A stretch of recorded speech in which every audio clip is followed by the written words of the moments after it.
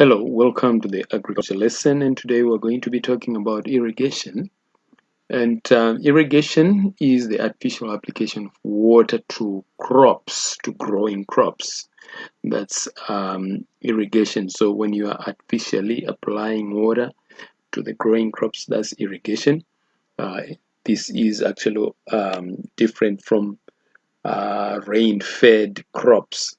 So when we are growing crops using rainfall, that's not irrigation. But when we are now doing the watering ourselves, it's irrigation.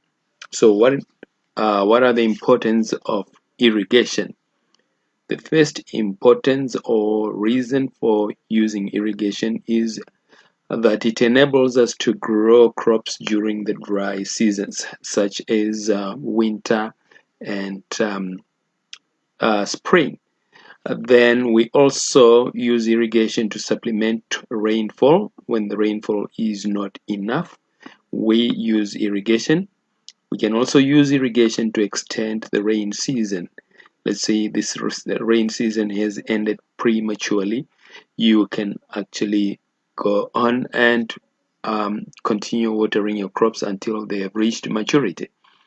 Then we also use irrigation to water crops during I've mentioned this one, the dry seasons, but we can use irrigation to water crops if there are some mid-season droughts, right? If there is a dry period within the season, we then come in with irrigation to make sure that our crops do not wilt. Then we also use irrigation to apply fertilizer, and this is called fertigation. This is whereby we mix fertilizers with water that we use for irrigation, then we apply it to the crops. So that's fertigation for you there. Right, so those are the reasons for irrigation. Now we want to move on and look at the irrigation methods. Okay, so there are about three types of irrigation that I want to discuss here. The first one is called drip irrigation, and the second one is called overhead irrigation methods.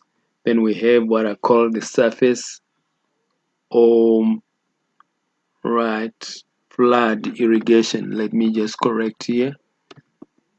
The surface or flood irrigation methods.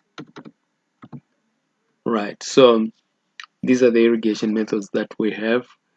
And under overhead and surface methods, we have different ways of applying water or different methods under each of these types. So under overhead methods, we have sprinkler irrigation, whereby we use sprinklers and the water will be falling as if it's raining from over the head.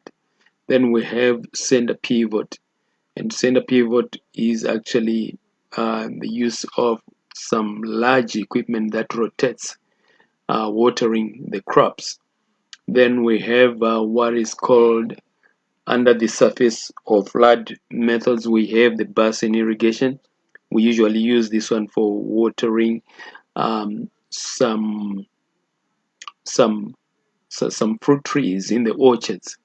So that's basin irrigation. We also have what is called ridge and furrow irrigation, whereby we use some siphons and we actually direct water into the furrows that will lead the water down, and there will be a ridge next to each furrow. So there is a ridge, then a furrow, a ridge, then a furrow. Water flows down the furrow, and the crops will be planted on the ridges. So those are the methods of irrigation that we have. Now we want to look at these methods and look at some particular facts about each method. So drip irrigation uses less water. It actually allows water to trickle out of the drip lines next to the crop, and it uses very little water, so it's water economic. Then we have flood irrigation. This uses more water, and is not suitable for slopy lanes because it can lead to erosion. So it uses a lot of water, it wastes water. Okay, then we have overhead irrigation. This one is not suitable if it is windy, okay, because the water can be blown away from the crops. Some areas may receive more water whilst others don't receive enough water. Then we have a center pivot irrigation, which is expensive.